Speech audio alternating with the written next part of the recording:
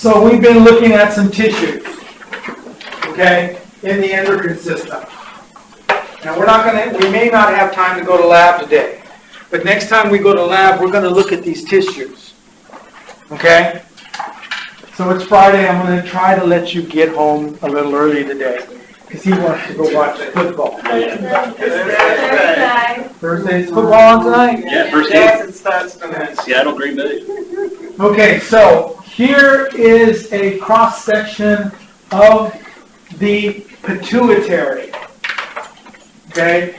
As you notice, this is a montage of several images. Right? You can tell, right? Huh? Yeah, well, it's like, you can go in here and you can actually move the images if you wanted to. Okay? Okay, so I took all these pictures with my scope at home. Okay, so now keep in mind it takes anywhere from 15 to 20 minutes per image to do this. Okay, so I've spent a few hours on this. Okay, because of the way the setup is. That's the problem. Plus I got to find the tissue, I got to take the pictures, and when I'm taking the pictures, I'm getting TIFF files, and I got to convert those to bitmaps or JPEGs so that I can put them in a PowerPoint and put them together. Okay? So it takes a lot of time to do this. I did this just for you this last summer. Okay? These images. Yes, just for you. Okay, so this is a cross-section of the pituitary. And the pituitary, here's the posterior pituitary right here. Here's the anterior pituitary over here.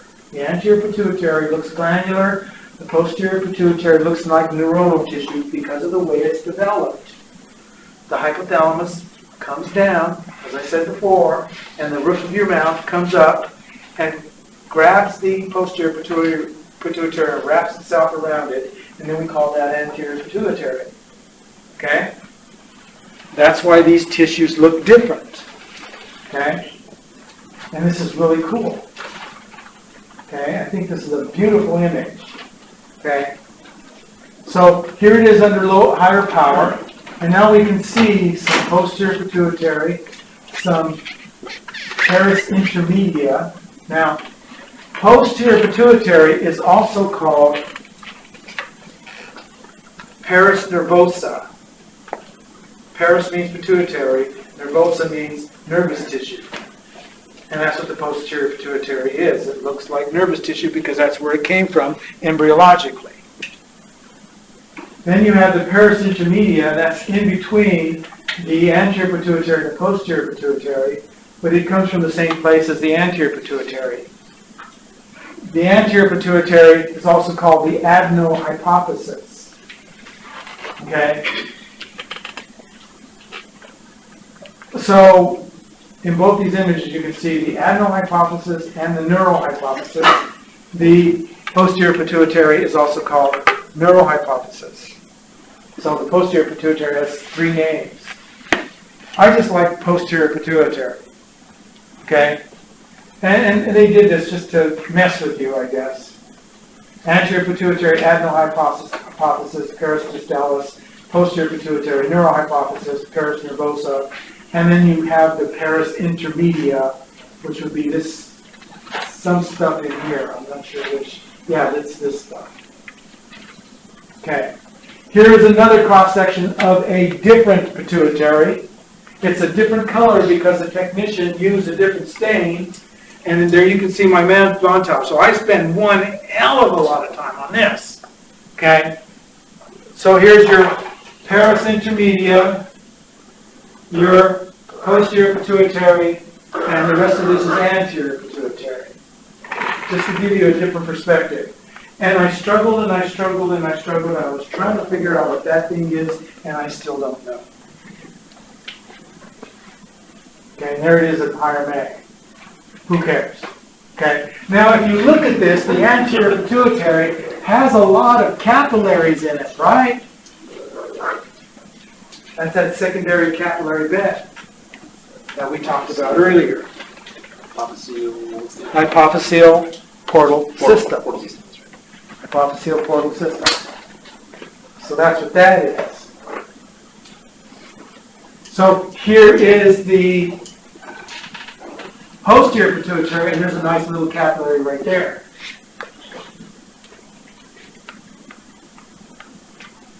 Okay, here is another section of the pituitary. The pituitary in this image is down here. Okay? This is in my slide box, so you can look at these slides yourself, and you'll get rid of that montage effect. So let's figure out what stuff is here.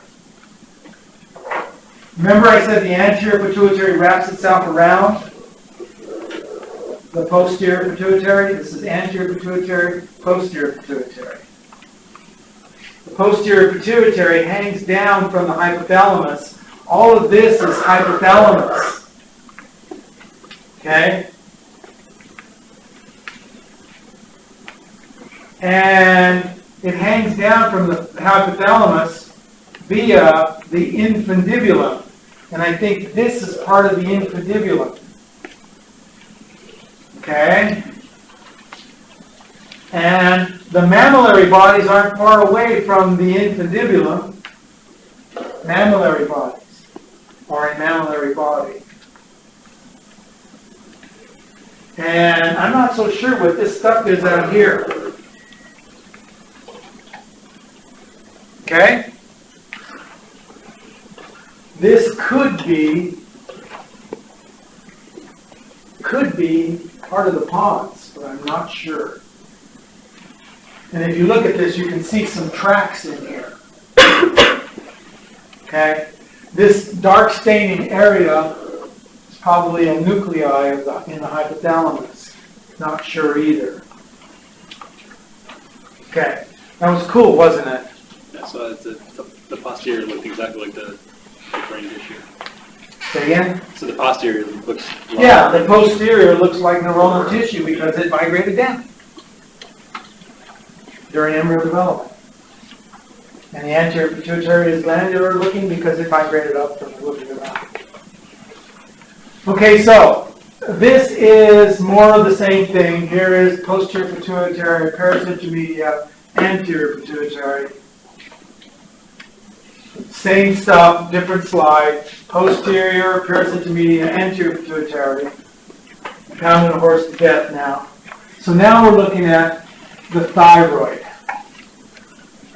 Here is some parathyroid remnant. It got cut in a really funny way. It really doesn't look like that. And here is some follicles with colloid in it, also called thyroglobulin. And these are balls. And here is a parathyroid and some thyroid up here. So this looks normal. Here's a high magnification of the parathyroid. Who cares? Higher still. Who cares? Higher magnification of the thyroid now. This is the same slide we've been looking at. And now you can see the cuboidal epithelia. Okay? And the colloid. And if you look in between follicles, those are the parafollicular cells that make calcitonin. This is cool stuff, don't you think? So the Shake your heads hard so I can hear them rattle, yes. Okay. it's the colloid is like the main storage site for T3 and T4. That's where you store T3 and T4. Colloid, thyroglobulin, it's the same stuff. And it's the only gland that stores. If you're a histologist, you call it colloid. If you're a physiologist, you call it thyroglobulin. It's the same stuff. Okay? You said the thyroid's unique that way, that it stores T3 and T4? Yeah. The other ones just make it and release it? Yeah. Individually. This is the only one that really stores it. Okay. Here it is in an even higher mag. Okay? And when you see tears like this, it's just a tear. It's artifact. So these wide areas are just artifact where the tissue got separate. Keep in mind, it's really a really thin slice of tissue. So when you spread it on a slide, you can tear it real easy. Okay? So, what's wrong with this thyroid? Here's normal. normal. Now we have this. Lots and lots of colloid. Hyperthyroid. That's a differential, but what's wrong with this thyroid? Probably too much colloid, compressing the follicular cells. This might be a goiter. Okay? There's your parathyroid. Parathyroid looks fine. It's the thyroid, there's way too much colloid. And the cells are flat, not cuboidal. Something's wrong here. Okay? Higher power, the same thing. This one is probably borderline. It's probably okay because the cells still look somewhat cuboidal, so I'm not going to say anything here with respect to pathology. What's wrong with this thyroid?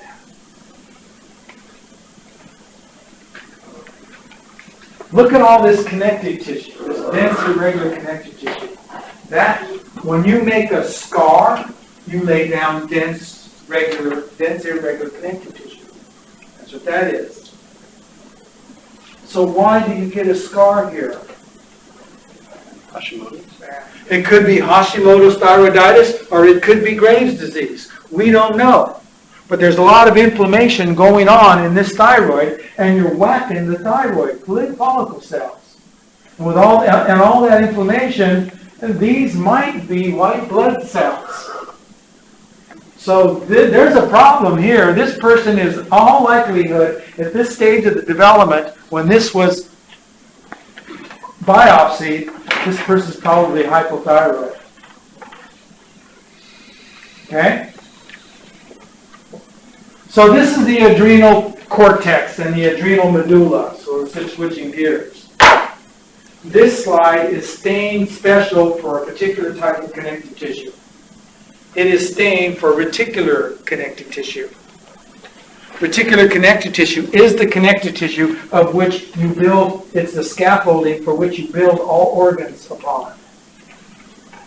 Okay? So there's a female scientist out there someplace that has made a heart from a mouse outside of a mouse. A complete heart, beating and everything.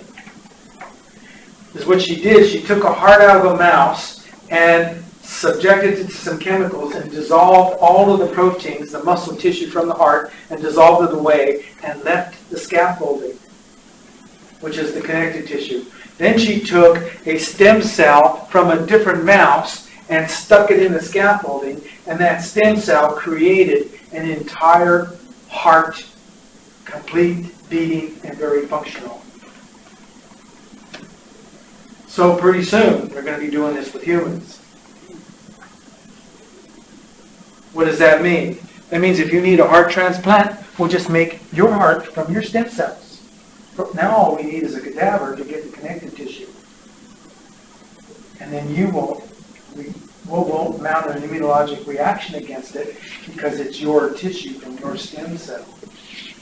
That technology is coming.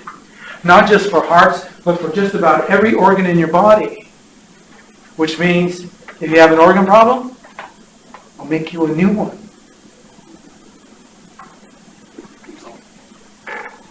That technology is not far away. Maybe within the next 10 years. So here it is. It's not staining for reticular connective tissue. Here it is, just normal stain. So now we can see the zona glomerulosa just below it, the zona fasciculata, the capsule on top. We move the slide down a little bit. We still see some glomerulosa, some fasciculata, and now we start to see the reticularis. Move it down a little bit more. Now we can start to see the edge of the medulla. Okay? Move it down a little bit more. There's the medulla. Shrink all these slides down a little bit and stick them together, and there you have it. Okay? Now, when you're looking at the adrenal gland in the lab, I'm only showing you the best images, showing you all the layers. Sometimes when you look at an adrenal medulla, one of the layers of the adrenal cortex might be missing. That's okay. There'll be other layers somewhere else. Sometimes you'll have two, one of the three might be missing, and some other areas you'll have all three. In A&P textbooks and histology texts, they always give you the most pristine. It's never pristine. Okay? There could be differences. Okay? And they're not abnormal. Okay, so now this is the pancreas, so we'll stop here.